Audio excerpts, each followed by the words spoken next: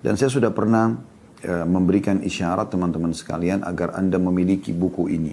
Ya, akan saya tunjukkan sebentar lagi insya Allah. Tolong buku tentang keajaiban istighfar. Okay. Buku ini usahakan dimiliki dan ada di perpustakaan rumah Anda. Dan sering Anda dengar. Kalau Anda mau dengar penjelasan lebih jauh, saya sudah pernah bedah buku ini di judul Keajaiban Istighfar. Ya, Keajaiban Istighfar. Juga ada Keajaiban Sedekah. Di sini digabungkan keduanya. Ya, Keajaiban Istighfar dan Sedekah dan Istighfar. Tentu dua-duanya sudah pernah kami bedah khususnya tentang keajaiban sedekah. Bagaimana dia sangat luar biasa memperbanyak rezeki dan juga memudahkan permasalahan sedang kita hadapi. Demikian juga dengan istighfar. Banyak sekali manfaatnya dari istighfar tersebut. Ya. Dan itulah sebabnya kenapa begitu salam dari sholat yang paling pertama dinukil atau dianjurkan adalah beristighfar. Ya. Dan itu banyak sekali keutamaannya. Di buku ini saya bacakan sedikit ya. Abu Musa al-Asy'ari radhiyallahu anhu berkata, dahulu kita memiliki dua pelindung dari siksa, dari azab Allah. Salah satunya telah pergi, yaitu keberadaan Rasulullah SAW. Beliau sudah wafat. Ya. Dan tersisa istighfar. Apabila ia juga pergi, maka kita binasa. Ini perkataan sahabat Nabi ya. Yang jelas-jelas ikut bersama Nabi SAW dalam perjuangan-perjuangan. Abu Musa al-Asy'ari masuk sekali radhiyallahu anhu. Tapi beliau mengatakan itu. Setelah Nabi SAW meninggal, beliau mengatakan, dulu kita punya dua hal. Dua-duanya bisa menyelamatkan dari siksa. Yang pertama sudah pergi, yaitu keberadaan Rasulullah SAW. Kalau beliau ada, kita berdosa, kita bisa datang, ya Rasulullah, mohon ampunlah kepada Allah untukku. Itu banyak sering terjadi begitu para sahabat ya, ridwanullah alaihim. Yang buat dosa lalu beliau minta agar Nabi SAW memohon ampun. Itu bisa. Ya.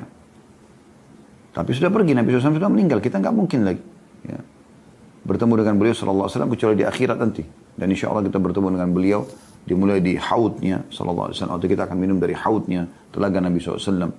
Dan semoga kita mendapatkan syafaat beliau yang mulia SAW dan bersama beliau di surga insya Allah. Allahumma amin. Juga, dan ini sudah pergi, sudah tidak ada. Tinggal yang kedua adalah istighfar. Kalau kita juga tidak istighfar, maka binasalah kita.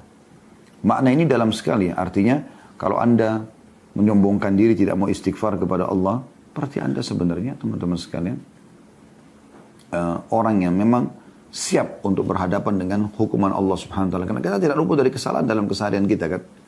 Seperti itu. Ya. Rabi' ibn Hutsaim rahimahullah, salah satu ulama tabi'in masyhur ya, dengan kesolehannya. Merendahlah kalian kepada Rabb kalian, berdoalah kepadanya di kala senggang. Karena Allah berfirman dalam hadis qudsi, "Man da'ani fir rakha'i ajabtuhu fi syiddah."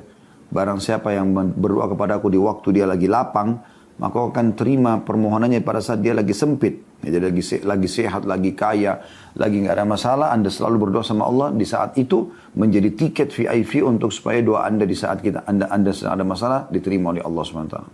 "Wa man sa'alani a'taitu." Siapa yang memohon aku akan beri, kata Allah. "Wa man tawadha'a li rafa'tuh." Dan siapa yang merendah karena aku akan tinggikan derajatnya. "Wa man tafarraga li rahimtuh." Dan siapa yang meluangkan waktu untuk beribadah kepada aku akan kasihi dia. "Wa man istaghfarani ghafartu lahu." Dan siapa yang memohon ampun kepadaku, maka aku akan pasti mengampuninya. Gitu kan? Jadi jelas sekali nih bagaimana ya, istighfar itu manfaatnya sangat luar biasa. Ibnul Jauzi rahimahullah menukil, mengatakan iblis berkata, aku membinasakan anak cucu Adam dengan dosa. Ya, dengan dosa kita jadi celaka, gitu kan? Dan sangat dekat dengan hukuman Allah Subhanahu wa taala. Semoga Allah selamatkan dia. Dan mereka membinasakanku dengan istighfar, dengan la ilaha illallah. Jadi iblis ya, mencelakakan manusia dengan dosa, baik dosa kecil atau dosa besar. Tapi kata iblis, dan mereka membinasakanku, justru menyerangku balik dan bisa menyelamatkan diri mereka dengan istighfar dan la ilaha illallah. Karena biar sebesar apapun dosa yang kita lakukan, dengan istighfar kita akan dimaafkan. Manakala aku melihat hal itu pada mereka, aku tanamkan hawa nafsu pada mereka, di mana mereka berbuat dosa tapi tidak beristighfar, karena mereka mengira diri mereka telah berbuat baik atau masih dalam koridor berbuat baik. Oleh itu teman-teman sekalian, kalau ada ruang berbuat dosa, biasanya syaitan bisikin ke dia itu, kau kan sudah terlanjur buat dosa, udahlah buat aja nanti sekalian istighfarnya. Atau bisikannya, ya, udah nggak masalah. Berbuat dosa saja. Toh kau juga sudah terlanjur najis, sudah kotor. Nggak mungkin lah kok dimaafkan. Nah, seperti itu bisikan-bisikan yang tidak masuk akal. Padahal sebenarnya orang kalau berbuat salah dalam syariat Allah SWT harus segera memohon ampun. Bayangkan teman-teman, jangan kita buat salah. Kita sedang sholat. Kita sedang sholat saja. Begitu salam yang pertama, istighfar dulu. Padahal kita habis ibadah. Ya. Begitu juga pada saat, karena mungkin ada kelalaian dalam sholat kita ya. Saya pernah mendengarkan penjelasan Syekh Abdul Razak Hafizahullah yang masyhur, salah satu rujukan di zaman kita ini, ulama rujukan zaman kita dan mengajar di Masjid Nabawi. Dan dulu juga memang mengajar di kampus kami. Dan sampai sekarang beliau Masya Allah masih menjadi dosen di sana. Nah, beliau sendiri ya, pernah mengatakan, waktu itu saya kebetulan datang ke Masjid Nabawi dan kebetulan di majelis membahas tentang zikir masuk dan keluar kamar mandi ya. Nah, zikir dulu kamar mandi kan gufranak, ya Allah ampunilah aku. Beliau membahas apa hikmahnya, kenapa kita keluar dari kamar mandi toh kita umumnya orang tidak berdosa. Ada juga orang yang berdosa, mungkin onani dan segala macam, tapi ada orang tidak, memang dia selesaikan hajatnya, maaf dia buang hajat di WC atau dia mandi. Sama saja, dia tidak berdosa pun dia keluar, dia mengatakan gufranak, pengampunanmu. Kenapa? Ya. Karena kata sebagian ulama, kelalaian saja, duduk tanpa ada ibadah kepada Allah Subhanahu Wa Taala itu sudah butuh istighfar. Apalagi kalau dasarnya orang berbuat dosa. Bagaimana kita bisa bergelimang dosa lalu kita tidak istighfar kepada Allah Subhanahu Wa Taala? Selalu nukil, selalu lisan kita membaca itu. Ya. Begitu juga kata rahimahullah berkata, Al-Quran menunjuki kalian penyakit dan obat penyembuh kalian. Penyakit kalian adalah dosa. Itu sumber penyakit. Kalau orang sudah bisa kontrol diri dari dosa, maka dia aman. Dan obat penyembuh kalian tidak ada lain kecuali istighfar. Istighfar. Ali radhiyallahu anhu berkata, yang aneh adalah orang binasa padahal keselamatan ada bersamanya. Lalu beliau ditanya, apa keselamatan tersebut? Kata Ali radhiyallahu anhu, istighfar. Ya, orang binasa kenapa? Karena dosanya kan. Sama di perusahaan Anda buat kesalahan. Bagaimana caranya supaya Anda tetap bisa bekerja dan dapat fasilitas kantor? Ya Anda mohon maaf, perbaikin kesalahan Anda. Kan begitu. Itu rasionalnya. Walaupun di perusahaan karena kita berhadapan dengan manusia, bisa saja dia tidak terima kembali. Atau tidak ingin permohonan maaf kita. Kan gitu. Itu poin. Maka di sini teman-teman sekalian, orang buat dosa sama Allah Subhanahu Wa Taala tidak ada solusinya kecuali istighfar. Dan contoh terbaik adalah istighfar yang sedang kita bahas ini. Bagaimana kita membaca teman-teman sekalian, astagfirullah, astagfirullah, astagfirullah. Begitu salam, ucapan pertama itu. Memohon maaf kepada Allah Subhanahu Wa Taala. Jangan sampai dalam sholat kita ada kelalaian-kelalaian. Kita mengkhayal, tidak khusyuk dan segala macam. Ini penting. Ya. Lalu Ali mengatakan, tidaklah seseorang hamba diilhami oleh Allah Subhanahu Wa Taala untuk beristighfar sementara dia Allah berkehendak untuk mengazabnya. Kalau lisan kita bisa mengatakan astagfirullah, habis sholat ini kan astagfirullah. Apakah ada lafaz lain Ustaz? Ada. Ada dalam hadis ya, yang menyebutkan keutamaan sifat Allah Al-Hayyul Qayyum, zat yang maha hidup dan mengurus terus-menerus mengurus makhluknya. Dalam sebuah hadis yang dihasankan seingat saya oleh para ulama, siapa yang membaca astagfirullahal azim alladzi la ilaha illa huwal hayyul qayyum, ada hayyul qayyum, wa atubu ilaih, maka akan diampuni dosanya walaupun sebanyak buih di lautan. Nah, tapi ini bukan dibaca selepas salam ya. Anda perlu dengan bijak teman-teman ya, dan ilmu yang cukup meletakkan semua apa yang diajarkan Nabi SAW pada tempatnya. Kalau Nabi SAW sudah menentukan jenisnya, jumlahnya, waktunya, tempatnya, tidak usah diubah-ubah. Kan gitu. Ya. Selepas salam, istighfar 3 kali. Dan lafadznya, astagfirullah. Begitu hadisnya riwayat Muslim tadi. Astagfirullah, astagfirullah. Nah ini. Anda mau ganti dengan istighfar lain, Anda butuh dalil. Kan gitu. Kalau Anda mau bijaksana. Tapi Anda bebas, silahkan saja. Ini kami menyampaikan supaya Anda renungi. Ya, sehingga ibadah kita itu betul-betul mengikuti prosedur yang ada. Tujuannya untuk itu. Karena kalau kita ikuti prosedur yang ada, kita selalu aman kan. Di alam kita manusia saja kalau kita ikuti prosedur yang ada, kita akan aman. Nah, itu. Kita bekerja misalnya, kita ikuti prosedur dan peraturan yang ada. Kita akan dapat gaji kita, dapat hasil kita. Ya. Kita bisnis kita yang lain. Pokoknya apa saja kita kerjakan, kita ikuti prosedur, maka akan aman. Tapi kalau tidak, maka jadi masalah. Ya. Bisa diterima, bisa dimaafkan, bisa juga tidak. Yang jadi masalah ini kalau tidak dimaafkan. Maka ikuti prosedur, itu penting. Prosedurnya adalah selepas salam, astagfirullah, astagfirullah. Itu lafaz Nabi. Dan kita tidak lebih pintar daripada Nabi SAW. Kan itu poin ya. Semoga bisa ditangkap pesannya di sini. Jadi kalau Allah memudahkan lisan seseorang hamba mengatakan astagfirullah, berarti Allah sudah memang tidak ingin mengisahnya, karena Allah berikan dia kesempatan mengucapkan. Kalau Allah tidak mau teman-teman kita mengucapkan istighfar, kita akan terlalaikan. Kemudian Luqman al-Hakim, yang disebutkan dalam surah Luqman namanya, ada yang mengatakan dia Nabi, kita mengatakan alaihissalam, ya, bahwa dia berwasiat kepada putranya, wahai anakku, Allah memiliki beberapa waktu tidak ditolak orang yang meminta pada waktu itu, maka perbanyak istighfar. Jadi misalnya kayak sepertiga malam, ya, itu kan waktu mustajab doa ya. Tapi apa yang Allah perintahkan itu? Wabil asharihum yastaghfirun. Dan pada waktu sahur mereka banyak istighfar. Ya. Anda bangun setengah jam sebelum subuh atau 1 jam Anda sudah sholat malam, masih ada waktu, perbanyak istighfar di situ.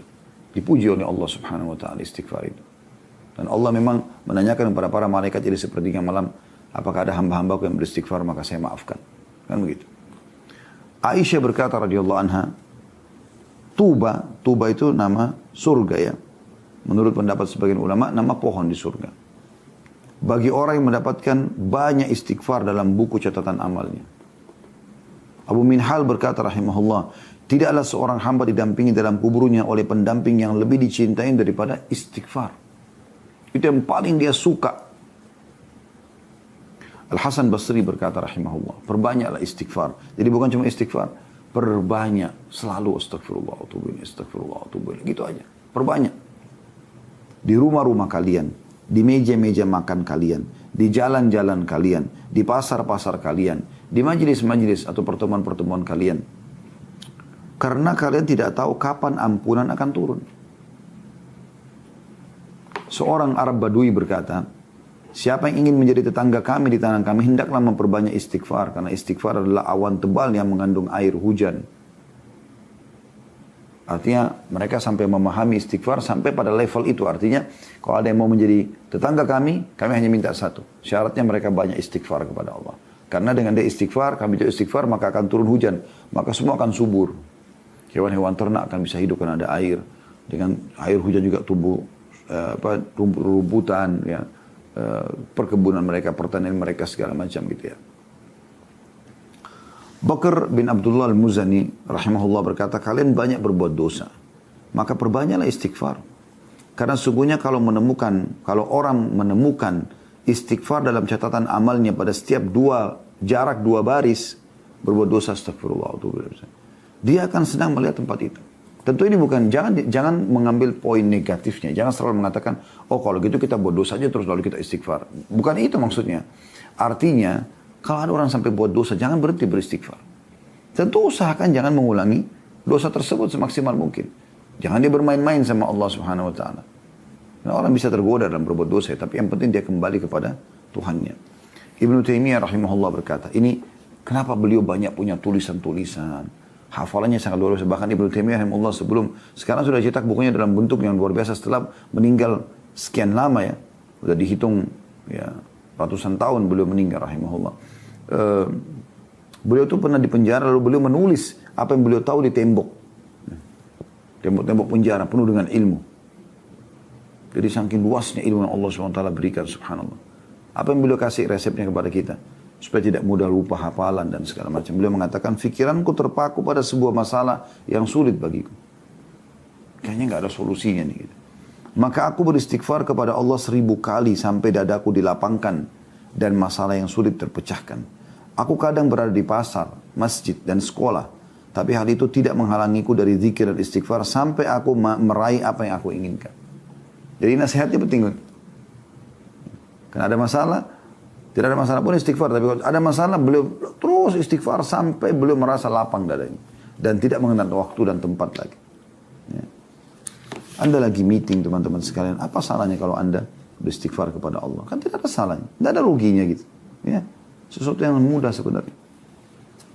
Dan banyak sekali manifestasi daripada istighfar itu. Banyak sekali manfaat-manfaatnya gitu ya. Di antara hal yang dinukil tentang masalah manifestasinya ya. Yang pertama itu, dia adalah perintah Allah Subhanahu wa ta'ala. Seperti Nabi sholat misalnya Anda baca atau Anda istighfar setiap saat ya astagfirullah wa atubu ilaih, astagfirullah wa atubu. Anda mau baca lafaz yang lain astagfirullahaladzim la ilaha illa huwal qayyum wa atubu ilaih. Astagfirullahaladzim itu juga boleh. Itu lafaz-lafaz yang ada. Tapi tadi kalau habis sholat saya bilang kena terikat dengan waktu, tempat, jumlah ya. Nabi SAW tentukan lafaznya juga, ya sudah jangan kita tambah. Kita coba astagfirullah. Itu yang paling amannya ya.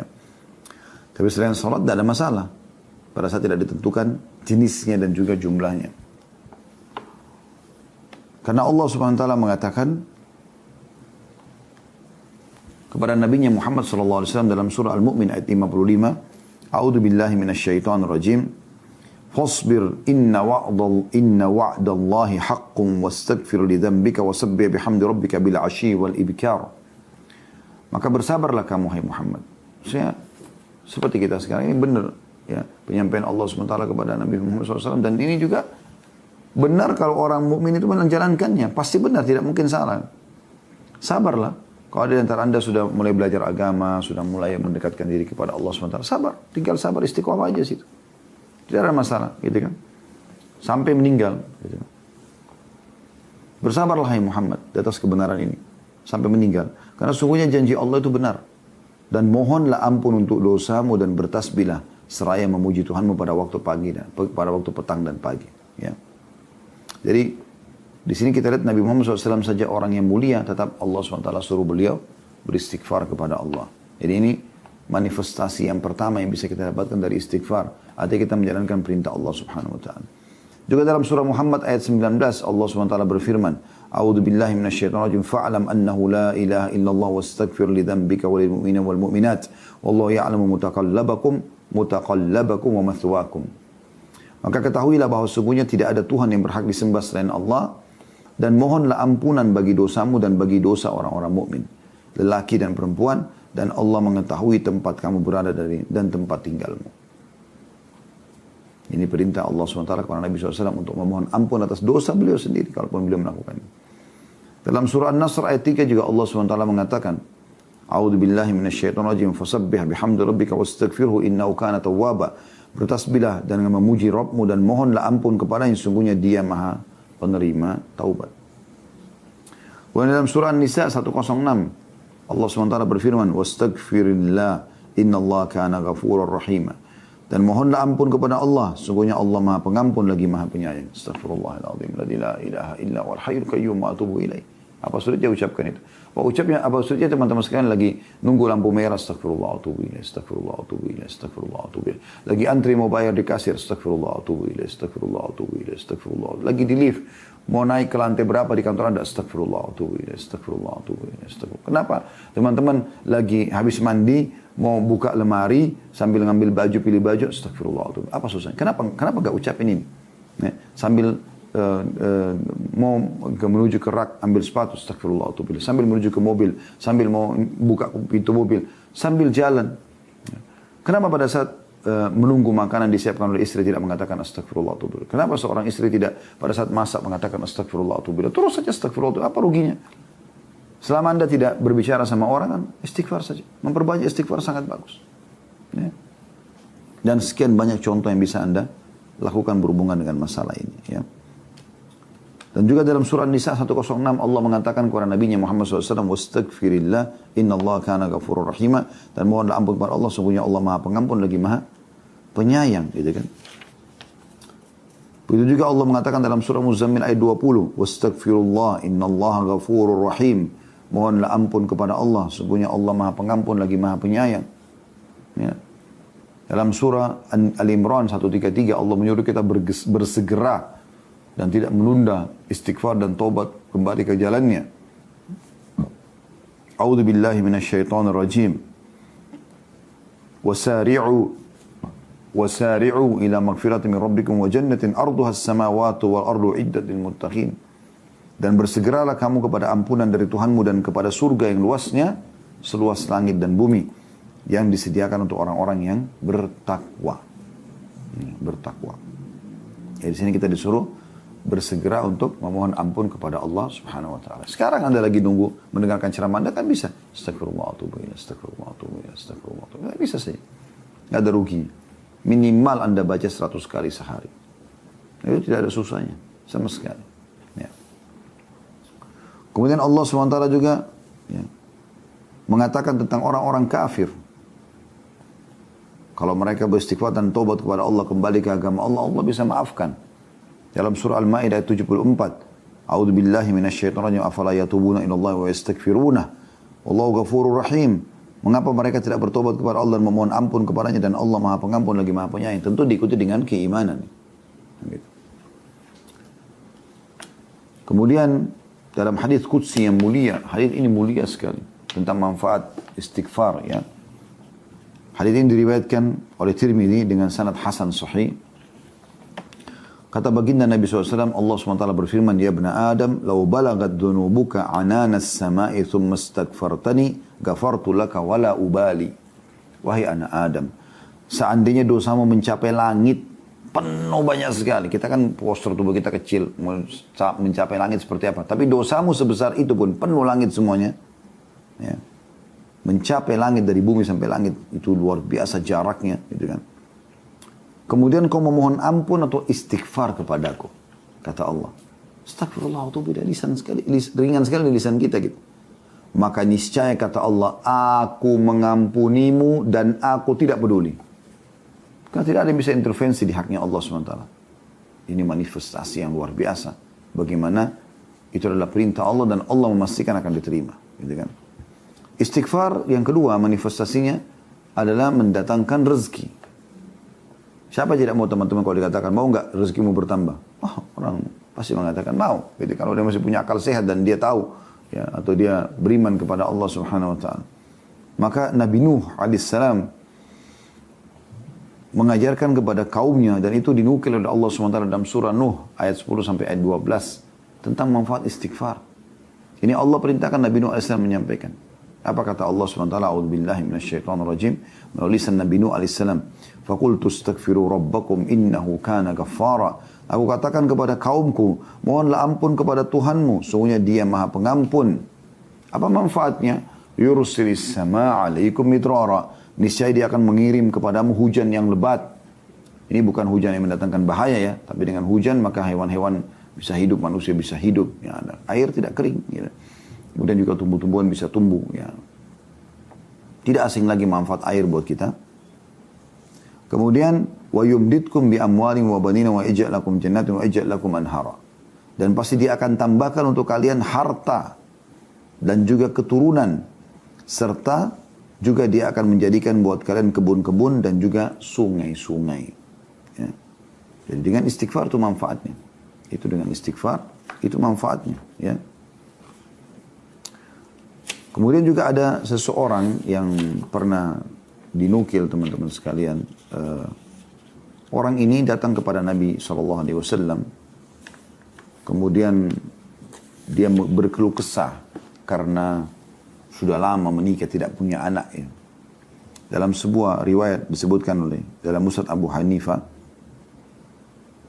bahwasanya dia mengatakan Jabir bin Abdullah radhiyallahu anhu menukil bahwa ada seseorang datang kepada Nabi SAW seraya mengatakan, wahai Rasulullah, saya tidak diberi rezeki seorang anak pun, sehingga saya tidak memiliki anak. Lalu Nabi SAW mengatakan, fa'aina anta min kathratil istighfari wa kathratil sadaqah turzaqu bihima.